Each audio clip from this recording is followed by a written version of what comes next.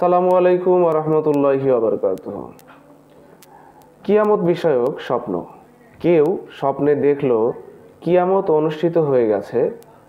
এর ব্যাখ্যা হলো যে স্থানে কিয়ামত কায়েম হয়েছে মর্মে সে দেখতে পেয়েছে, ব্যাপক হারে সেখানে ন্যায় নীতি ও ইনসাফ প্রতিষ্ঠিত হবে।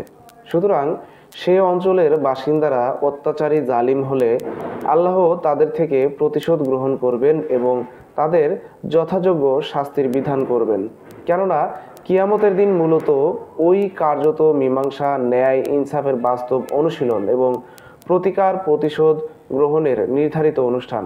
পক্ষান্তরে স্থানীয় বাসিন্দারা মজলুম ও নির্যাতিত জনগোষ্ঠী হলে তাদের প্রতি আল্লাহর সাহায্য নেমে আসবে।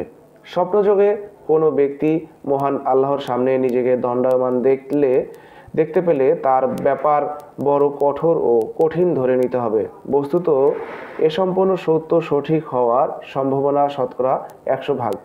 কিয়ামতের ভয়াবহ অবস্থা সম্পর্কে যে লোক কোনো কিছু দেখতে পায় তার অবস্থাও ঠিক একই ধরনের হবে।